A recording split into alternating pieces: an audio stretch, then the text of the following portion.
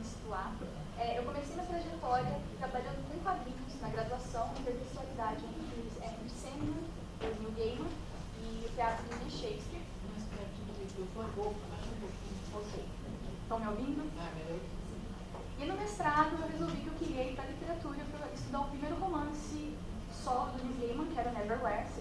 Em português ficou como Lugar Nenhum, que se passa na cidade de Londres, mas é uma Londres subterrânea, uma Londres fantástica. E nisso eu ia estudar elementos do fantástico, mas acabei caindo na parte da topoanálise e trabalhar com a espacialidade narrativa. Eu trabalhei com dois elementos chaves que são a topofobia e a topofilia. Então é o apego pelo espaço, o afeto pelo espaço e também a aversão que o espaço causa. No doutorado, eu fiquei 2 anos sem trabalhar com pesquisa, pensando no que eu ia fazer no doutorado, e eu resolvi ir para a autoria feminina.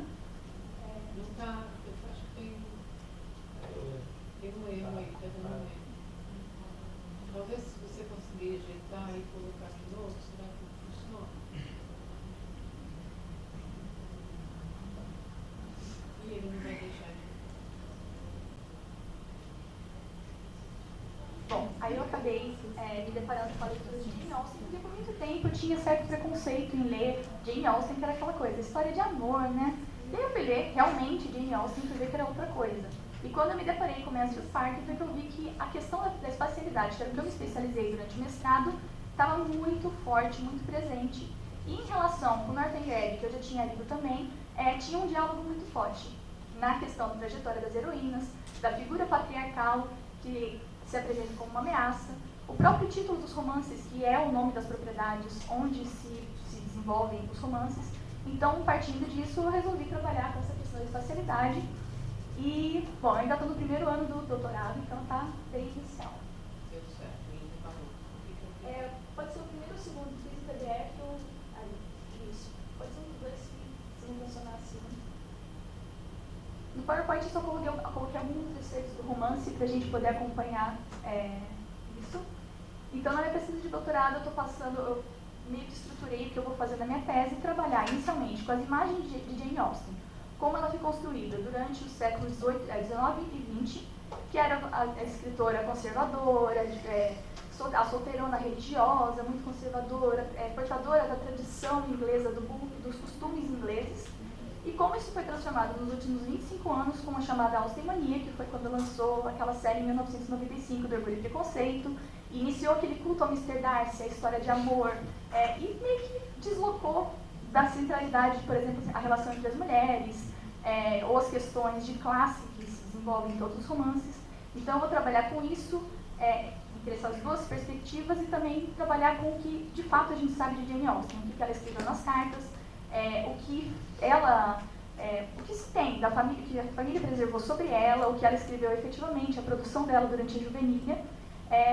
Depois disso, eu vou trabalhar com a questão do espaço e da autoria feminina, e aí, de fato, analisar os dois romances. Que aí só focar nesses dois, e eventualmente eu posso até trazer algum pedaço de algum outro romance, mas o foco são esses dois, que são espaços, são romances que trazem uma espacialidade que denotam não sei um terror exatamente, mas denotam o medo, uma presença do medo que é trazida pela figura patriarcal, seja do General Tilney, no Northanger Abbey, seja do Sir Thomas Bertram, no Mansfield Park. Bom, deixa eu só...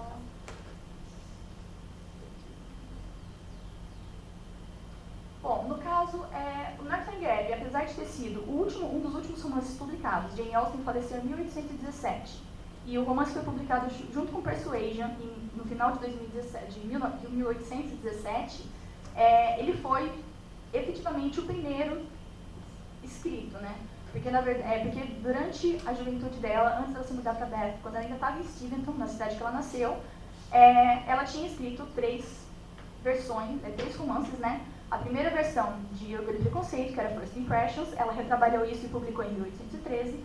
Eleanor Marion, que era uma novela epistolar que se transformou em Razão e Sensibilidade, Sense and Sensibility, que foi publicada em 1811. E Susan, que foi vendida em 1803 por Benjamin Crosby, que era um editor da Inglaterra, que ele se comprometeu a publicar em 1804. Não publicou. Em 1809, ela entrou em contato com ele numa carta, perguntando por que não publicou, cadê esse manuscrito, se ele não vai publicar, se ela pode publicar em outra casa. E o Richard Crosby, que era o editor da época, falou que não tinha permissão, e se ela quisesse, ela poderia comprar esse manuscrito. Ela não tinha publicado nada ainda, então ela não tinha dinheiro, o pai dela tinha falecido, as mulheres da família, que era a mãe dela, ela, a irmã e uma agregada, viviam da ajuda dos irmãos, então ela não tinha condições financeiras de comprar de volta esse manuscrito. Então ela foi começar a ganhar dinheiro como escritora a partir de 1811, com Razão e Sensibilidade. Orgulho e Preconceito foi um enorme sucesso, mas como ela tinha vendido os direitos, ela não recebeu quase dinheiro efetivamente pelo Orgulho e Preconceito. E ela foi faturar mais nas 2 edições que teve de Mansfield Park em 1813. Então os 2 grandes romances de Jane Austen na época foram Orgulho e Preconceito e Mansfield Park. E o Mansfield Park tem uma posição muito peculiar, porque ele é o primeiro romance completamente escrito em Chawton, que foi a casa onde ela viveu até a morte dela, de 1809 até 1817. E são romances mais marcados, são romances mais sérios, eles são mais soturnos até, se voltam mais para um diálogo interno das personagens, que aí no caso são os romances Mansfield Park, Emma e Persuasion. O Northanger Abbey ele foi comprado de volta pelo Henry Austen, irmão mais velho dela, em 1816, então ela teve pouco tempo para poder trabalhar nesse manuscrito. Ela alterou o título do romance, evidentemente, porque já havia sido publicado um outro romance chamado Susan.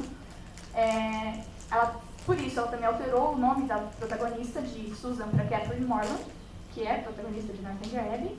E o título da Northanger Abbey a gente não tem certeza se foi realmente escolhido por Jane Austen ou se foi um título que o Henry e a Cassandra Austen, os irmãos dela, deram depois da morte dela, quando foram publicar um volume único.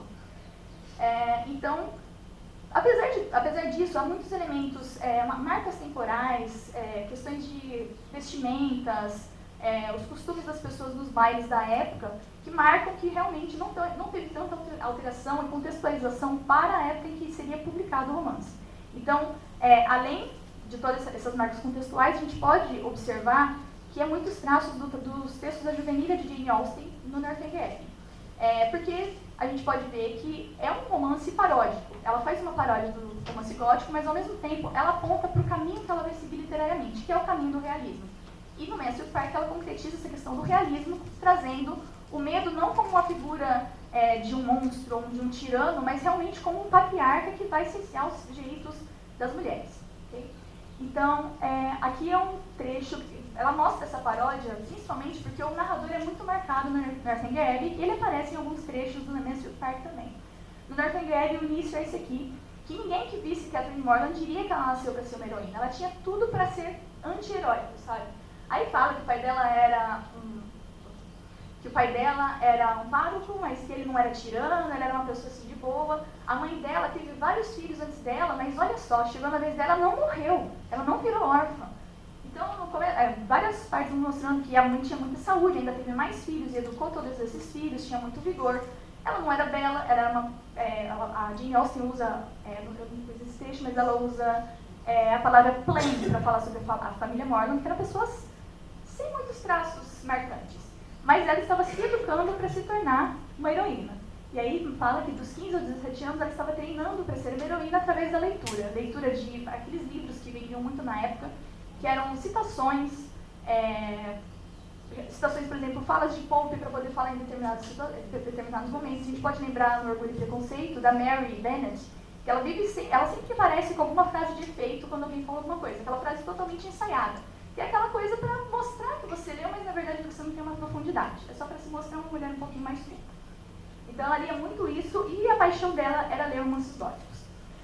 E, inclusive, nessa parte fala que não tinha nada na vila que ela morava, para Catherine Morland. Então ela tinha que sair desse local para poder realmente conhecer um herói com quem se casar e tal. Os vizinhos dela, que eram um pouco mais ricos, convidam ela para passar uma temporada em Bath. Ela passa por salões de baile, vai conhecendo pessoas, faz amizade com uma família meio duvidosa, e aí ela conhece a família Tilney e se apaixona perdidamente pelo Henry Tilney. Ele exerce uma certa função de tutor para ela, mas ao mesmo tempo que ele é um tutor, que ele fala da importância de ler história mesmo, de ler outros tipos de romance, há uma certa defesa do romance. Pode passar para o próximo. Que aí tem esse trecho no capítulo 5 do primeiro volume, que ela defende o romance, yes novels. Ela fala que ela não vai se colocar como todas as outras pessoas da época, todos os críticos que falavam que o romance era um gênero menor. Ela defende e ela fala, se uma heroína do romance não pudesse sustentar por outra heroína, se não pudesse que protagonistas não se ajudarem, como é que a gente vai fazer esse gênero valer? E ela fala no final sobre todas as coisas boas que o romance, enquanto gênero, traz. Então, ao mesmo tempo que ela está parodiando o romance gótico, ela está elogiando. Da mesma forma como se a gente lê Love and Friendship, que é da Juvenilha, ela parodia o romance sentimental, mas ela não desmerece totalmente. Ela acha válido, nas cartas dela, ela fala que ela lê esses romances e ela gosta muito deles. Pode passar para o próximo. E ela é convidada pela família Tilney para passar uma temporada em Northanger Abbey. E ela falou que ela ficou, além de ser o local onde mora Henry Tilney, o objeto de afeto dela, que ela é apaixonada, e a pessoa que ocupava o pensamento dela, se ela não estava pensando no Henry Tilney, ela estava pensando em romance gótico, em castelos, abadias, etc. E ela descobre tantos lugares para a família Tilney morar, eles vão morar numa abadia. É o sonho dela. E ela vai para esse local e ela tem toda uma expectativa de como seria. Teria uma feira, um fantasma de uma freira assombrando os locais lá da abadia e tal. Pode passar. Aí aqui tem um trecho que realmente eles estão a caminho de Northanger e ela está querendo, me conta como que é o local. E ele começa a falar que você vai chegar e você vai explorar o castelo dessa maneira, e aí à noite você vai mexer nas gavetas, encontrar um manuscrito, e é um manuscrito desse personagem que seria Matilda. Ele até faz uma tirada como a maneira, o discurso que é usado no romance gótico. Ou do whosoever, do Maysby, essas coisas bem assim, bem empolada que aparece, né? E ele meio que tira sarro, só que aí pode passar para o próximo. Na primeira noite dela, na abadia, ela começa a fuçar uma escrivaninha, não, tipo uma escrivaninha, uma cômoda que tem lá, e ela acha no fundo de uma gaveta um manuscrito. E quando ela fica toda ansiosa, quando ela vai pegar a vela, na ansiedade dela, para ler o manuscrito, a vela se apaga. Aí ela fica a noite inteira sem dormir, ela cai numa tempestade, óbvio, tem que ter toda essa espacialidade gótica. E ela não dorme à noite, ela fica apavorada, pensando o que vai ter. No dia seguinte, quando raia o dia, ela lê o manuscrito, é uma lista de lavanderia, de algum hóspede que ficou naquele quarto anteriormente. Pode passar. Bom, aqui é do mesmo trecho, né? Continuação. Aqui é um trecho sobre as emoções que são provocadas pelo sublime, do livro Gothic, do Fred Botting, que ele contextualiza e conceitua o gótico, né? Então fala sobre as emoções, que são sempre emoções exageradas. Então, isso é muito evidente no Northanger Abbey, que é tudo muito exagerado, os personagens são muito exagerados, todas as emoções dela. A Catherine, ela começa a imaginar que o General Tilney, ele causou tanto terror nas pessoas ao redor dele, que ele matou a mãe, ele descobre que a mãe dos Tilney morreu há muito tempo, e ele começa a imaginar que o pai teria assassinado a mãe. E ela começa a investigar, e vai pro quarto e tal, né? Então é tudo muito exagerado. Pode passar. Fala um pouco também sobre a questão da espacialidade do gótico, que fala que o castelo gótico é o espaço ideal, mas depois de um tempo, no século XIX, principalmente pelas mudanças sociais mesmo, a Revolução Francesa e todas essas mudanças de urbanização, a cidade, então isso foi deslocado para a cidade, para as grandes casas, mansões familiares, que tem toda essa história. A gente pode até pensar na casa de Usher, do Paul, que tem toda essa ancestralidade dentro da casa, né? Bom, aí quando ela chega na abadia, literalmente, né, isso foi um pouco antes daquela cena da noite, ela ficou totalmente frustrada, porque ela percebe que essa abadia não era o que ela esperava, não era um local gótico. Ele estava sendo reformado, então tinha muitos traços de moderno, de coisa moderna, e ela ficou muito decepcionada. Mas ela passou por essa cena à noite, depois isso foi alimentando essa imaginação dela em relação à tirania do General Tilney. Pode passar. E nesse trecho, quando ela conta para o Henry Tilney que ela foi investigar o quarto da mãe, pensando que o pai tinha assassinado ela, e ele descobre que a Catherine estava pensando isso do pai dela, ele fica chocado, ele fica horrorizado. Como assim? Nós somos cristãos, nós somos ingleses, que é muito essa coisa do inglês que é característica da Jane Austen. Como você pode pensar isso? Ele fica bravo com ela fica muito triste, chora, fica decepcionada. Aí General Tilney volta para casa e manda ela embora, porque ele descobriu, ele achava que ela era rica, por isso ele acolheu ela em casa, porque ele pensava em casar ela com Henry Tilney. Mas aí ele descobre que ela é pobre, ficou muito bravo, e aí mandou ela no meio da noite. Ele é uma pessoa muito impetuosa, e manda ela embora no meio da noite, e ela fica apavorada e fica muito triste, né? Pode passar. E aqui, quando ela vai se preparando para partir no dia seguinte, ela fala como que é a realidade e substância dessa coisa de ser expulsa da casa dos Tilney é muito mais pesado do que todo o terror que ela passou. Então, dessa forma, ela sentiu de fato os medos na probabilidade, um mal que é real, que é realmente natural, que é a maldade do pai. Pode passar.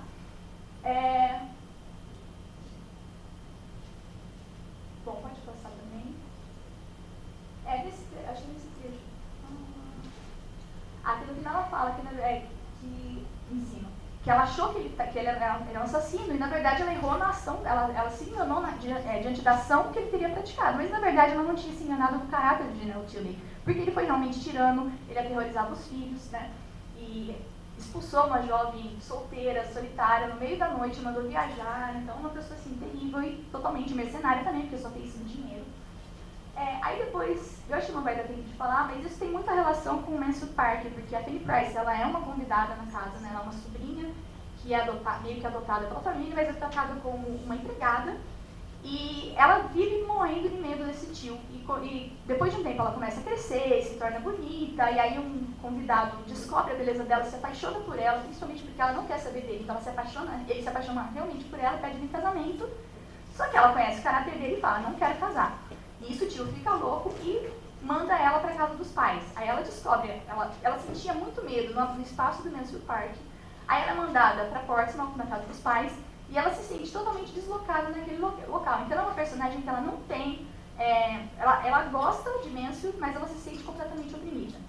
E ao mesmo tempo ela não tem apego ao caso dos pais, ela tinha antes, porque ela imaginava que era de uma maneira. Quando ela chega lá e ela vê a materialidade do local, ela fica sentindo falta de toda a opressão que ela sofria em Mansfield. Então ela é uma personagem que por causa dessa criação num ambiente muito patriarcal e toda essa opressão que ela sofreu, ela meio que internalizou e ela sente que é natural ela ser cobrada, ela se sente ingrata o tempo inteiro. Então eu acho que é um terror, ao longo do romance a gente sente um clima de opressão, de terror que é muito mais pesado do que a gente sente em Northanger Abbey, que é um romance mais animado, mais feliz.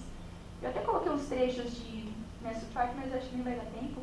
Mas é isso, eu ainda estou no início do pesquisa de doutorado, ainda tenho mais 3 anos e meio para desenvolver, mas é isso basicamente. Obrigada, gente.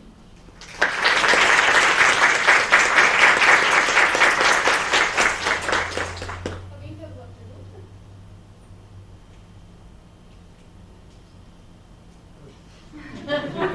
A gente está sempre esperando você começar. Vamos lá.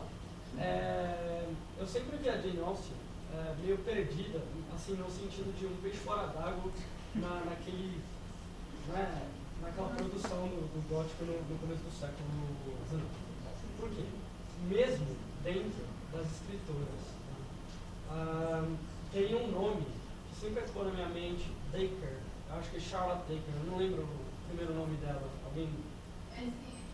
Charlotte, isso, Charlotte Dacre. Ela foi, assim, a mulher, a escritora, que inclusive superou em número de vendas. Qualquer outro homem, qualquer outra mulher, ela vendeu, os livros dela venderam muito.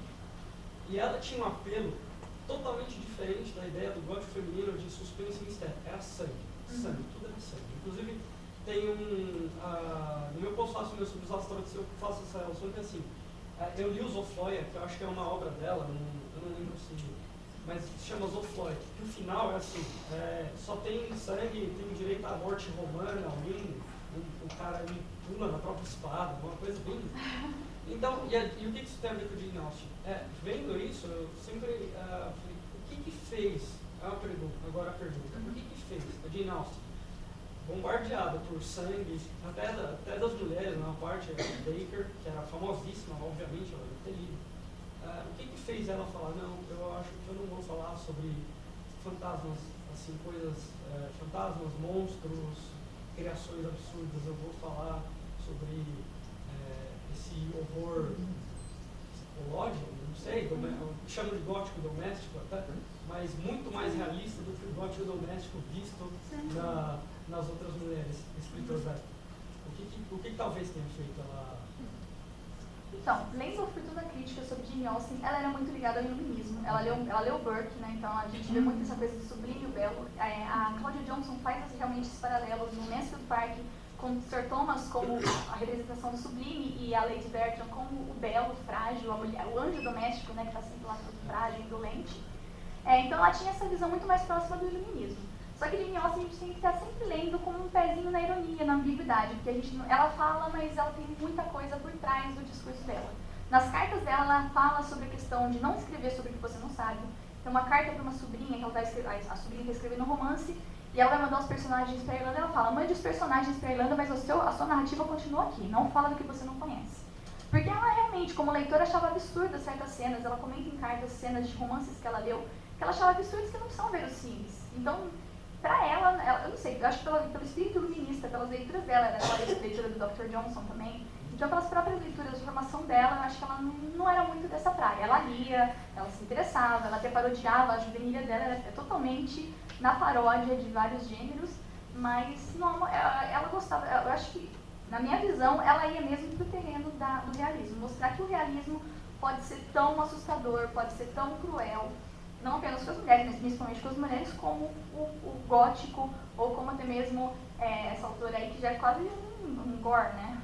Sangue e tal. Né? Slasher total. Assim. Eu lembro, acho que de uma referência perdida assim, do Northanger Abbey, que é talvez a coisa mais sobrenatural que tem aparecido lá, uma referência que ela fez ao Salvatore Rosa, né? Aquele pintor italiano, não sei se é exatamente nesse... Inclusive foi traduzido aqui para o português como Salvador, e todo mundo jogava falando de Jesus Cristo, né? Era o pintor Salvatore Rosa. Eu não lembro desse vídeo, não. É de uma escola, eu acho que é um pintor italiano, não é? De uma escola que pintava muito sobre, principalmente, né, cenas de magia, né, de bruxaria. Mas não só, também cenas, paisagens, que são normalmente associadas aos livros. Né? Esmagando o homem, né, na natureza, né, uma coisa assim. Legal. No caso, o horror está simplesmente na imaginação da personagem. O horror que é realmente, que é palpável, é muito mais no real do que em alguma coisa sobrenatural. Dá pra ver que ela entra numa paranoia, né? Sim. E num processo de se culpabilizar pelas coisas, né? Depois, como assim eu julguei a pessoa errada? Como depois a Fanny Price faz? Ela se acha ingrata, ela se acha injusta com as pessoas que estavam oprimindo ela. Posso meter o dedo? Claro. Na verdade, eu acho que a Austen deixa claro nas cartas que ela tem toda ela faz uma espécie de elenco de autores, de romancistas, dos quais ela é admiradora.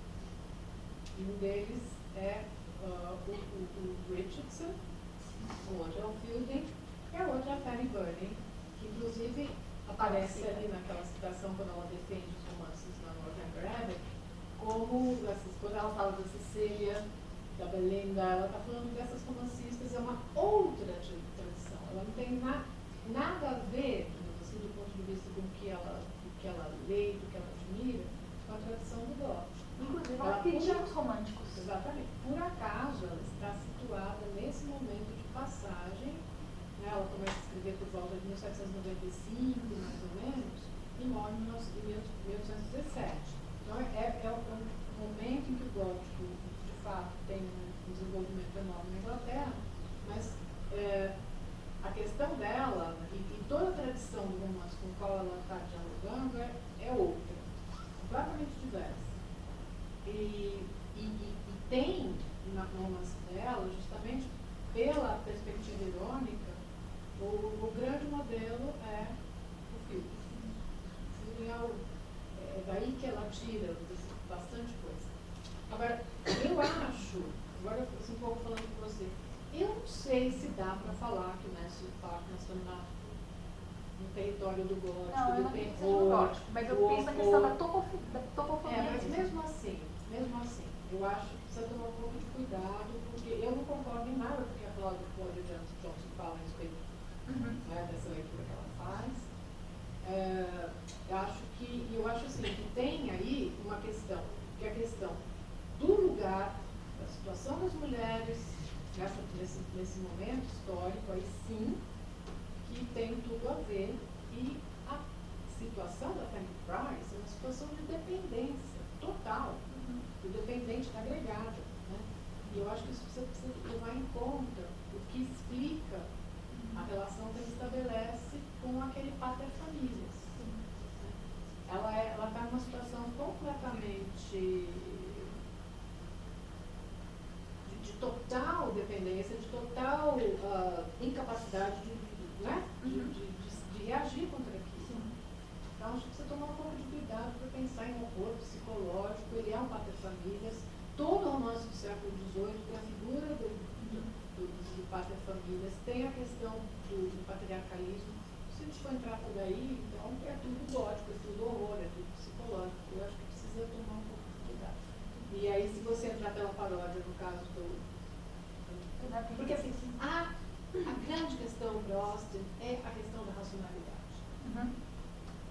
É isso, e aí o pé dela no iluminismo, certo? Quer dizer, é a racionalidade e esse é o viés pelo qual ela, enfim, enxerga o mundo. E tudo aquilo que escapa, tanto que no caso do Sense and Sensibility, ela faz também uma crítica à sensibilidade exagerada, que é outro traço importante do XVIII. Não é só o gótico, é a sensibilidade também, a sensibility. Então, né? Temperar um pouquinho isso para você não cair numa armadilha. Certo. Obrigada. Seria a minha observação do seu trabalho, para ajudar. Obrigada. Desculpem eu falar muito. É que eu também adoro ela.